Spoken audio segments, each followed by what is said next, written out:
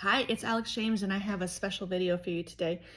First of all, if you've been following along and if you haven't yet had a chance to subscribe, I would really love it if you could do that. We're very close to being able to actually put more audiobooks on here, but I can't do it without more subscribers. So if you could click that little button, it would really be awesome for all of it, so we could get some more books up here. But I am actually going to bring you a chapter sample from The Measure of Trust. And it's getting close to publication. No, I don't have a date, but it might just actually sneak into your inbox one night because that's how crazy my summer has been. I can't even give you a date, but it's coming very soon, within the next 10 days probably. That just kind of depends on how my life goes over the next week and a half. But I wanted to read you a chapter. It's a little bit of a different premise. I've never done anything like this before. Just so you know a little bit of background on this chapter, this is chapter 10. We're a little ways into the story. And Darcy's been suffering from these really horrible headaches. He's not real sure what's going on. There's something pretty serious going on with his health, and he doesn't know what or why.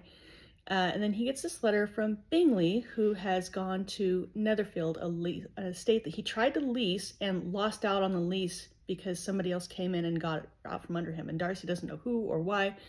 But while in town, Darcy had run into Elizabeth Bennet. Backing up just a little bit, he and Bingley were in town only briefly, and just long enough for Darcy to meet this crazy girl covered in mud. That's all in the first chapter. If you happen to read the preview that is available at the end of Measure of Love. But anyway, fast forward to chapter 10. Darcy's trying to deal with his own problems, and he gets this interesting letter from Bingley, and so we're going to pick up right there. Okay.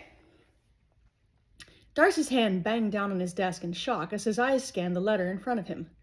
Bingley's familiar handwriting, usually a source of light-hearted correspondence, now delivered a blow that left Darcy momentarily breathless. Wickham!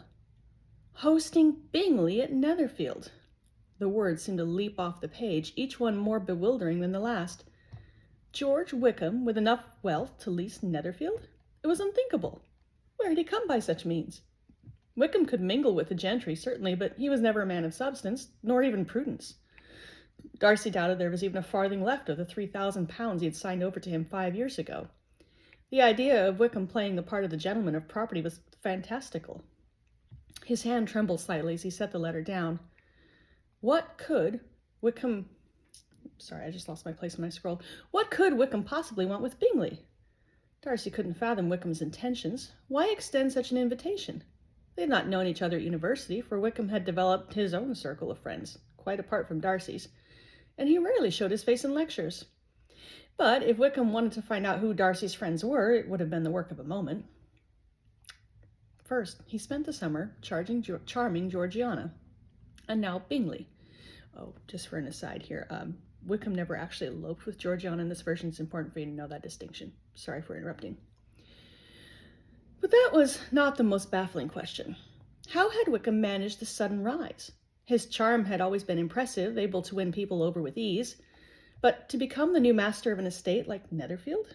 Darcy had seen all Bingley's figures when he was considering the lease. It required a substantial means, and apparently Wickham had offered to pay even more than Bingley had been prepared to do. Darcy stood abruptly, the letter slipping from his grasp and fluttering to the floor. He began to pace the room, his head starting to feel tight again as his pulse bounded at his temple. What the devil did all this mean? He paused by the window, staring out, without really seeing. What if Wickham had changed? Georgiana's recent muddled revelations about him suggested what? She had spoken of misunderstandings, of feeling confused at the very worst. But that was not enough to accuse Wickham of any ill intentions, though Darcy's instincts advised him otherwise. Could Wickham be trusted?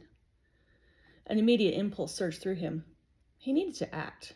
Writing to Bingley, suggesting he reconsider his stay at Netherfield, seemed prudent. Bingley might not be aware of Wickham's history of irresponsibility. He was sure to be taken in. Darcy strode back to his desk and grabbed a sheet of paper, the quill poised in his hand. How should he phrase it? Dear Bingley, I feel it necessary to advise caution regarding Mr. Wickham. He may not be as reliable as he appears. He hesitated, the nib of the quill hovering over the paper. Would a letter suffice? He could hardly write of his concerns regarding Georgiana. In fact, there were few specifics he could dare put down at all. Would Bingley understand the gravity of the situation through mere words on a page? Bingley, with his open heart and trusting nature, might dismiss his warnings as unnecessary caution. Wickham's charm had always been considerable, and Bingley could easily fall under its spell. But confronting Bingley directly? Was that too much interference? Bingley was his own man, after all. He paced the room for a few moments, his fingers working into a knot behind his back, and stopped again, staring at the blank sheet. No, he needed more than just words on a page. He needed to understand what Wickham was about, not just for Bingley's sake, but for his own peace of mind. There were simply too many unanswered questions after last summer, and in this? Perhaps he had been mistaken in his judgment, but that did not seem likely. Bingley's letter had also spoken of Elizabeth Bennet. That name drew a curve of his lips as his finger found the paragraph again. Bingley had danced with her. Danced. Darcy's brow pinched as he tried to imagine that rather interesting creature dancing. Not covered in mud and making sardonic quips to mask her pain, but fresh and at her best, drawing her partner in with her sharp wit and those captivating eyes. It was not difficult to sketch her face. Hardly a day had passed that she had not flitted through his mind, warmed his thoughts with the memory of her laughter. What would she look like in a ball gown, with her hair coiled up just so, and her creamy décolletage bared to the dewy kiss of candlelight? He shook himself, snapping his vision back to clarity, and Bingley's words scripted on the page. That was why he would do very well not to return to Meryton. He had no business letting his fancy run wild on a mud-splattered vixen from a small town and an unremarkable family. Particularly not now, with his own future seeming somewhat precarious. But perhaps it might not do any harm to warn her. She had several sisters, did she not? 4. His memory on the matter was too exact for his liking, but there it was. Her family and the young ladies of Meryton, Wickham's charm could easily enchant them. Might not be harmful. Had not Georgiana sworn that the tiger had changed his stripes? But it was worth a look at least. Yes, that was only proper. A letter would not suffice. He would do better to see the situation, to make sense of Wickham's sudden rise, and to ensure that all was well with Bingley and his new friend. After all, Darcy blinked and clenched his fist as that stabbing panic lanced through his mind again. Westing might not be wrong, and if not, then Darcy would do well to see that others were well, that they were warned while he was still able to give the word of caution. To Meryton, then. Charlotte, Elizabeth began as she pulled her gloves off in the entryway at Lucas Lodge, you left the ball so suddenly last night. I was worried. Are you well? Charlotte looked up from her needlework, her smile faint but present. She was seated near the window, a bit of muslin poised easily in her hands. The morning light cast a soft halo around her, but it could not disguise the faint lines of unease etched on her face. Good morning, Lizzie. There's no need for concern, I assure you. I'm quite well. Elizabeth's frown deepened as she moved closer, the worry in her eyes unmasked. No need for concern. You looked so troubled. What happened? With a sigh, Charlotte set down her needlework, the motion deliberate and slow. Truly, I was only weary. The assembly held little interest for me, so I decided to leave, and Papa obliged. There's nothing more to it. Weary? It looked like more than that. You seemed downcast. Are you certain there is nothing else? Charlotte's gaze held steady, though her voice was gentle but firm. Lizzie, you are imagining far more than there is. I appreciate your concern, but it really was just fatigue. Elizabeth studied her friend's face intently, seeking any sign of hidden distress. Charlotte, I know you well enough to see when something is amiss. Please, if there is anything bothering you, you can tell me. A resolute shake of the head was Charlotte's response.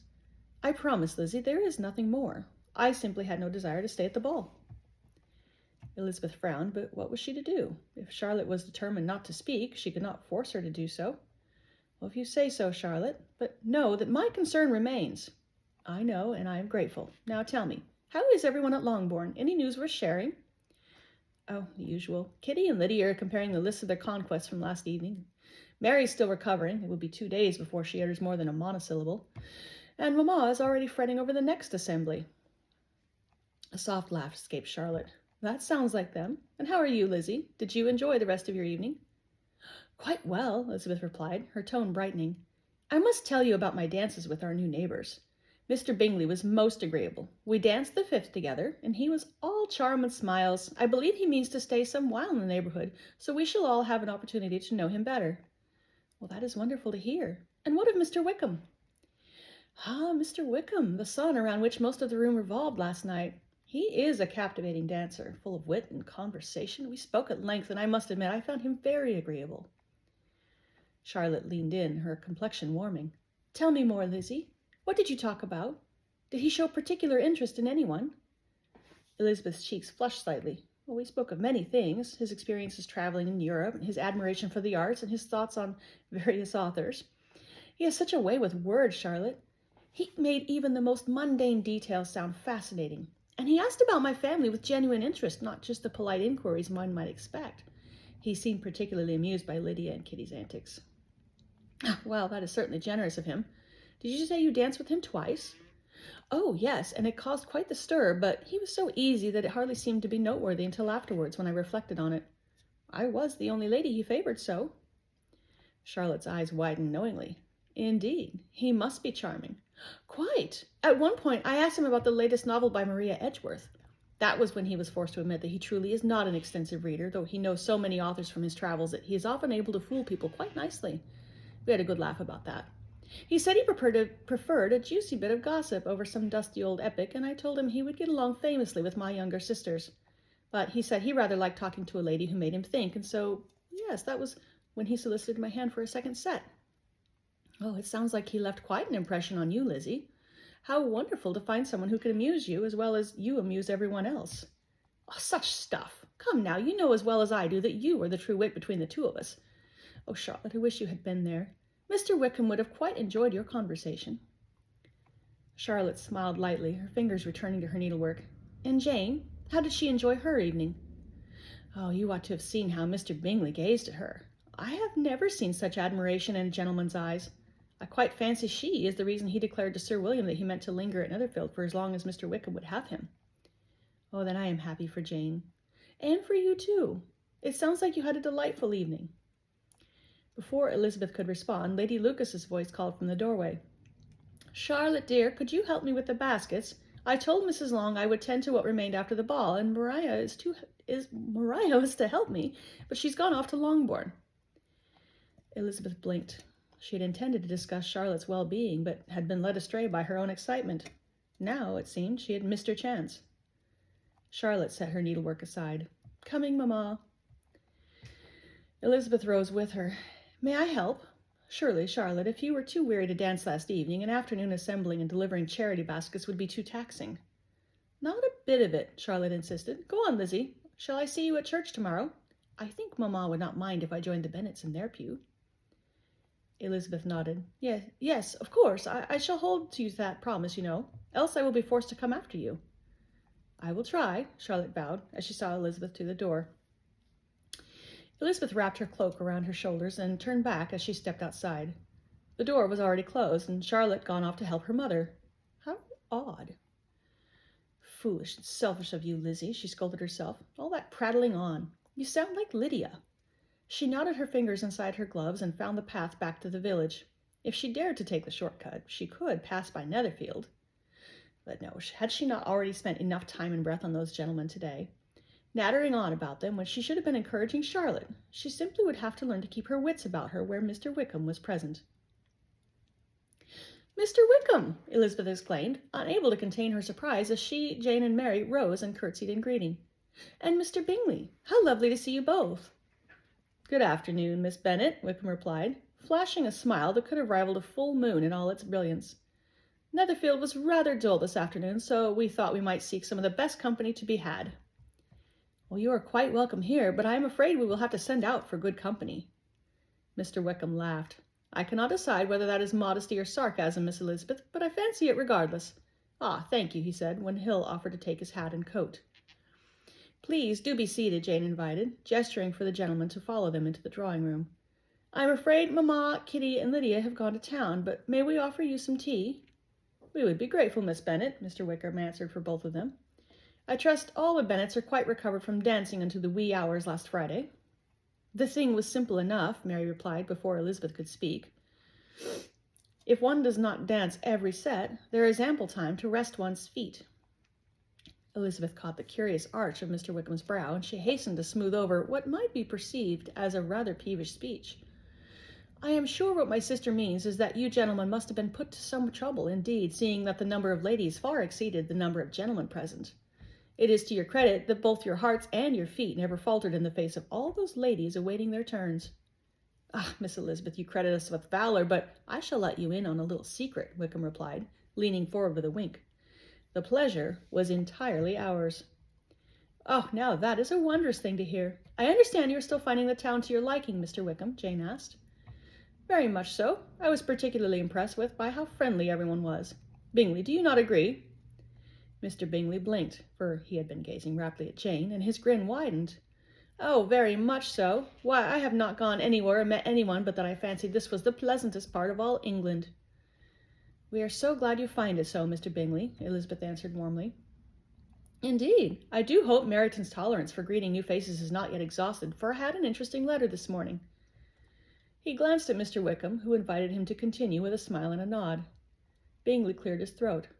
I have some happy news. My friend Mr. Darcy has accepted that is Mr. Wickham's invitation to come to Netherfield. He should be arriving by tomorrow. Elizabeth's pulse quickened. Mr. Darcy? That is... She blinked and swallowed. Oh, it would be a false step if she said too much. Is this Mr. Darcy? Is he a particular friend of yours? Yes, Bingley said, his smile broadening, though his gaze flicked uncertainly to his sister's. Ah, good man, he somehow managed to refrain from letting on that she had already met the gentleman. I think you will find him quite interesting. I am certain I shall. Any friend of yours, Mr. Bingley, of course. Oh, he is not merely my friend. Mr. Wickham here has known Darcy for years. You will surely recall my surprise, Miss Bennet, when I mentioned my friend to my host and found that we shared the acquaintance. Of course, when we discovered that, we simply had to invite him. Elizabeth's eyes widened. Yes, I do recall. It was a happy coincidence. Is he, an amiable man? She shot another glance at Mr. Bingley, hoping he would keep her little secret, but she found that the gentleman was blushing at Jane and entirely ignorant of her look. Darcy is a remarkable man, Mr. Wickham supplied. I'm sure you will find him quite intriguing. Elizabeth laughed. Intriguing? That sounds like a challenge, Mr. Wickham. Bingley chuckled. Darcy can be somewhat reserved, some might even say aloof, but I assure you he is quite a dignified fellow, and he is as good a man as ever I knew, save, perhaps, for his father. She leaned forward, folding her hands over her knee. I look forward to meeting him, then. Perhaps we can draw the man out of his shell, eh? Be gentle with him, Miss Bennet, Mr. Wickham laughed. We would not wish to frighten him off before he's had a chance to let down his guard. Oh, no, my eye is stinging again. I'm so sorry. Oh, a recluse, my specialty. I shall have to see if I can find the key to this locked-up fellow. All in good sport, of course. But enough about Mr. Darcy, who is not even here. We have hardly done our duty with the two of you seated in our drawing-room. Look, here is Mrs. Hill with the tea. After the gentlemen had whiled away their quarter of an hour and taken their leave, Elizabeth resorted to pacing the drawing-room. Mr. Darcy, returning to Meryton. Sorry. His would be a welcome face this autumn. Exceedingly welcome, if her first impression of him was at all accurate. Was he truly as kind as she recalled? More than likely, he was spoken for by some insipid London heiress. A pity, really. Such a kind and handsome gentleman, one blessed with that wry turn to his mouth that spoke of deeper understanding than he let on, ought to be the rightful property of a wife who could appreciate his cleverness. Well, Mr. Bingley had spoken of no wife coming to Netherfield with Mr. Darcy, had he? How very interesting. Particularly if Mr. Wickham made good on his promise to host a ball at Netherfield. All right, these are long chapters. I'm so sorry. I don't know why my eye just started watering right in the middle of that. It stings like crazy all of a sudden. But that's just real life around here, right? So anyway, yeah, this book is coming out soon. Again, I can't iron down a date, but it will definitely be just showing up, probably overnight, and I'll make sure to post it on Facebook as soon as I know anything more detailed. And again, I will just repeat my plea. Please subscribe if you're enjoying these videos. Doesn't cost you anything, just a little click. And we will get some more. I'm hoping to get The Measure of Love audiobook up here on the channel really soon. So we'll be watching for that. And I will be in touch with you guys. Take care.